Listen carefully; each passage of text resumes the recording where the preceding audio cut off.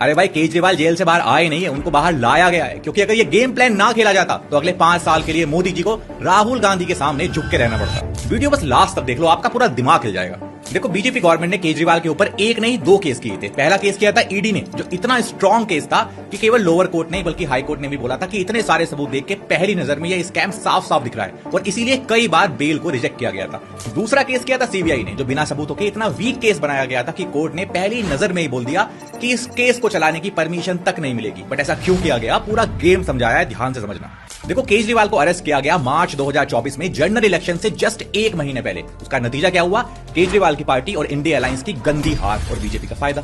But बड़ी चालाकी से केजरीवाल को सितंबर 2024 में बेल भी मिल गई। कब? हरियाणा इलेक्शन से सिर्फ 1 महीने पहले। और उसका फायदा क्या हुआ? केजरीवाल ने कांग्रेस के वोट काटे और बीजेपी वहां जीत गई। अगर आप डेटा भी चेक करोगे तो आपको मालूम चल जाएगा कि बीजेपी सिर्फ 0.8% वोट से जीती है, जिसमें 1.79% वोट सिर्फ केजरीवाल जी की पार्टी ने काटे हैं। बट इसके बाद क्योंकि करप्शन के चार्जेस अभी भी थे, इसलिए केजरीवाल दिल्ली हार जाते हैं, और यहीं से कांग्रेस को मास्टर प्लान समझ में आता है कि पंजाब में भी करप्शन का मुद्दा बनाया जाए और केजरीवाल की पार्टी को हराया जाए। बट यहां पे बीजेपी अपनी असली चाल चलती है, और जो एक वीक केस जो सीबीआई ने किया था, जो ठंडे बस्ते में रखा था, उसको आगे पुश किया जाता है और कोर्ट से केजरीवाल जी को डिस्चार्ज मिल जाता है। अब कमाल की बात तो यह है कि ईडी का केस जो था मनी लॉन्ड्रिंग का, वो इतना स्ट्रॉन्ग केस था कि डिस्चार्ज तो दूर की बात है, उसमें बेल भी नहीं मिल रही थी। लेकिन जैसे ही सीबीआई के केस से इनको डिस्चार्ज मिला, ये ईडी वाला केस भी खुद ब खुद खत्म हो जाएगा, क्योंकि 2022 में सुप्रीम कोर्ट ने एक ऐसा ही ऑर्डर पास किया था कि अकेला पीएमएलए का केस चल ही नहीं सकता। अब इसका फायदा यह होगा कि एक ईमानदार छवि लेके केजरीवाल पंजाब के इलेक्शन में उतरेंगे और कांग्रेस को फिर से हराया जाएगा। बट बड़ा सवाल यह उठता है कि इन सबसे बीजेपी का फायदा क्या हो रहा है? इतना जबरदस्त फायदा हो रहा है, आपका दिमाग हिल जाएगा। देखो, राज्यसभा के अंदर किसी भी अमेंडमेंट के लिए बीजेपी को 2/3 मेजॉरिटी यानी कि 162 सीटों की जरूरत है, बट एनडीए के पास 133 सीटें हैं,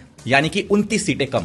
बट इसके बाद भी कुछ खास प्रॉब्लम एनडीए को नहीं हुई, क्योंकि 30 सीटें ऐसी हैं जो अभी भी एनडीए की तो नहीं है लेकिन इंडिया अलायंस की भी नहीं है। इसमें से 10 सीटें हैं केजरीवाल की। अब देखो, इस घोटाले के अंदर केजरीवाल को सीधा अगर जेल डाल दिया जाता और ये गेम ना खेला जाता तो क्या होता? हरियाणा और पंजाब कांग्रेस जीत जाती। इन दोनों स्टेट के अंदर कुल मिला के 13 राज्यसभा की सीटें हैं। 13 में से 10 सीटें भी अगर कांग्रेस ले जाती तो पूरा समीकरण ऐसा हो जाता कि राज्यसभा के अंदर कांग्रेस की और इंडिया अलायंस की ऐसी जबरदस्त वीटो पावर बन जाती कि मोदी जी को कोई भी अमेंडमेंट पास कराने के लिए राहुल गांधी के सामने झुकना ही पड़ता। अब एक सवाल आपके दिमाग में उठ सकता है कि क्या जुडिशरी भी इस गेम प्लान का हिस्सा थी? वेल,